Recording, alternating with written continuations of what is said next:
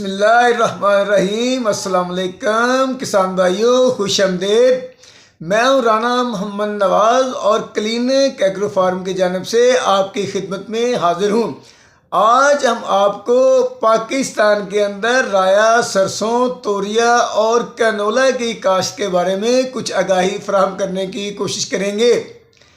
पाकिस्तान की रोज़ बरोज़ बढ़ती हुई आबादी की वजह से खुर्दनी तेल की किल्लत में इजाफा हो रहा है और इस बढ़ती हुई आबादी की खुर्दनी तेल की ज़रूरियात पूरी करने के लिए तेलदार अजनास जैसा कि राया, सरसों, तोरिया और कैनोला की मुल्की पैदावार खुर्दनी तेल की मौजूदा तलब को पूरा नहीं कर पा रही है। जैसा कि आप जानते हैं कि खुर्दनी तेल हमारी खुराक का बुनियादी जुज़व है, लेकिन पाकिस्तान में जो खाने का तेल इस्तेमाल होता है इसका सिर्फ 25% तेल ही पाकिस्तान के अंदर पैदा किया जाता है और इसके अलावा जो बकाया 75% तेल है वो बाहर के मुल्कों से मंगवाना पड़ता है। हालिया अरसे में इन तेलदार अजनास के ज़ेरे काश्त रकबे में इजाफा हुआ है, लेकिन फ़ी एकड़ पैदावार में इजाफा अभी होना बाकी है ताकि हम खुर्दनी तेल की अपनी ज़रूरियात को भी पैदा कर सकें और इसको बाहर भी बेचकर कसीर ज़रे मुबादला भी कमा सकें।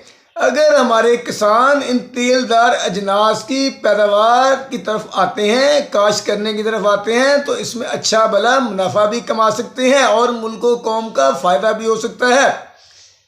अब आ जाएं कि पाकिस्तान के अंदर सरसों, राया और कैनोला की कौन सी इकसाम हैं जो भरपूर तरीके से पैदावार देती हैं और काश्त की जा रही हैं। पीला राया, खानपुर राया, अनमोल राया, सुपर राया, रूबी सरसों, Punjab canola, Faisal canola, super canola और आरी कैनोला सरसों, राया और कैनोला की सिफारिश करदा इकसाम है जो वस्ती, शिमाली और जनूबी पंजाब के आब पाश इलाकों में कामयाबी से काश्त की जा रही है। नई तरक्की दादा अक़साम की बरवक्त काश्त के अलावा जदीद ज़री टेक्नोलॉजी पर अमल पैरा होकर इन तेलदार अजनास की फ़ी एकड़ पैदावार में बहुत ज़्यादा इजाफा किया जा सकता है। अब आ जाएँ कि इसके लिए ज़मीन की तैयारी कैसे करनी है। सरसों, तोरिया, राया, कैनोला की काश्त के लिए ज़मीन का नरम, बुरबरा, हवादार और हमवार होना इंतहाई ज़रूरी है। आप अच्छे तरीके से खेत के अंदर हल चलाकर ज़मीन को नरम और बुरबरा कर लें। इन फसलों की काश्त के लिए मैरा ज़मीन अगर हो तो बहुत बेहतर है। आप इसके अलावा कलराठी, सेम, थूर ज़दा और बहुत ज़्यादा रेतली ज़मीनों के अलावा हर किस्म की ज़मीनों पर इनकी काश्त कर सकते हैं।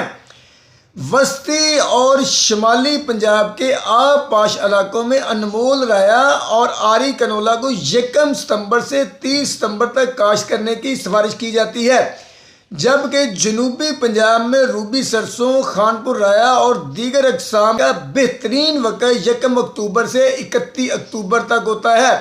राया या सरसों की फसल में गर्मी बर्दाश्त करने की सलाहियत कैनोला के मुकाबले में ज़्यादा होती है, जबकि कैनोला की फसल में सर्दी बर्दाश्त करने की सलाहियत राया या सरसों के मुकाबले में ज़्यादा होती है और सरसों, राया की अगेती काश्त की हुई फसल काले तेले के हमले से भी महफूज रहती है। शरह बीज और तरीका काश्त। सरसों, तोरिया और कैनोला का 2 किलोग्राम बीज फ़ी एकड़ काफ़ी है। बाज़ औक़ात जब काश्त करने के तरीके और ज़मीनी हालत और मौसमी हालात में तब्दीली आती है तो इस सूरत हाल को मद्देनज़र रखते हुए बीज की कुछ शरह को बढ़ाया जा सकता है। राया, तोरिया, सरसों और कैनोला के बीज को बजरिया सीड ड्रिल छटा करके या खेलियों पर काश्त किया जाता है। ड्रिल की सूरत में बीज की गहराई 4 से 5 सेंटीमीटर, कितारों का दरमियानी फासला 45 सेंटीमीटर और पौधे से फासला 10 सेंटीमीटर रखा जाता है। छट्टा करने की सूरत में बीज में वत्तर वाली मिट्टी मिलाकर या 10 किलो यूरिया खाद मिलाकर एक मरतबा खेत की लंबाई और दूसरी मरतबा चौड़ाई के रुख में छटा दिया जाता है। अब आ जाए कि इसमें खादें कौन सी इस्तेमाल की जाती हैं। अगर आपकी ज़मीन ज़रख़ीज़ है तो पहले पानी पर सिर्फ 2 बोरी नाइट्रोफास की फी एकड़ इस्तेमाल से सरसों, राया, तोरिया और कैनोला की अच्छी पैदावार हासिल की जा सकती है। अगर आपकी ज़मीन की जरखेज़ी थोड़ी कम है तो बुआई के वक्त आधी बोरी DAP और फिर पहले पानी पर 1 बोरी नाइट्रोफास और दूसरे पानी पर आधी बोरी यूरिया, 10 किलो पोटाशियम सल्फेट और 2 किलो सल्फर के फी एकड़ इस्तेमाल से सरसों, राया, तोरिया और कैनोला की पैदावार में बेपनाह इजाफा किया जा सकता है। अब आ जाएं कि इन फसलों को पानी कैसे लगाना है। सरसों, तोरिया, राया, कैनोला की फसलों को आम तौर पर 2 से 3 आबपाशियों की ज़रूरत होती है। बाज़ औक़ात वक्फे से बारिशों की सूरत में सिर्फ 1 पानी पर ही फसल पक कर तैयार हो जाती है। आम तौर पर इन तेलदार अजनास को पहला पानी बुआई के 15 से 25 दिन के अंदर, दूसरा पानी फूल निकलते वक्त और तीसरा पानी बीज बनते वक्त दिया जाता है। अब आ जाएं कि इन फसलों पर बीमारियां कौन सी हमलावर होती हैं। इन फसलों पर फफूंदी का भी हमला होता है। फफूंदी का वबाई जलसाओ, सफ़ेद कुंगी, सफूफी फफूंदी, तने का गलना, सरसों का जरासीमी जलसाओ, ये फंगस की बीमारियां हैं जो इन फसलों पर हमलावर होती हैं। आम मौका की मुनासबत से, फसल की मुनासबत से किसी अच्छी फंगस वाली जहर का इस्तेमाल करके इन बीमारियों पर कंट्रोल कर सकते हैं। अब आ जाएं कि इन फसलों पर कीड़े कौन से हमलावर होते हैं। इन फसलों पर तेला आ सकता है, सुंडी आ सकती है, एक गोभी की तितली होती है वो भी इस पर हमलावर होती है। इन कीड़ों पर आप मौका की मुनासबत से, फसल की मुनासबत से, मौसम की मुनासबत से कीड़े मार जरी जहरों का स्प्रे करके इन पर कंट्रोल हासिल कर सकते हैं।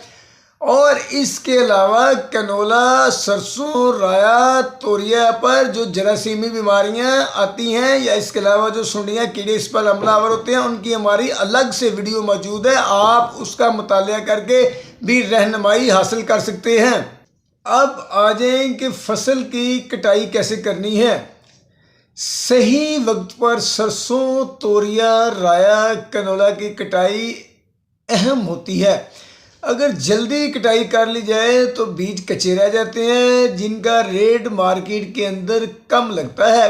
अगर कटाई करने में देर कर दी जाए तो फलियां पक जाती हैं और बीज खेत के अंदर गिरना शुरू हो जाते हैं। मुख्तलिफ इकसाम और मुख्तलिफ वक्त काश्त के लिहाज से सरसों, तोरिया, राया, कैनोला की फसल 110 दिन से लेकर 150 दिन तक तैयार हो जाती है। बेहतरीन कटाई के लिए ये टाइम है कि जब फसल 70% तक पक जाए तो उसको दरांती की मदद से काट लें, फिर बरियां बांध लें और उनको धूप में खुश्क कर लें और फिर थ्रेशर की मदद से बीज निकालें और इसको बारदाना के अंदर भर लें। तो आपकी सरसों, कैनोला, तोरिया, राया की फसल के बीज तैयार हो चुके हैं।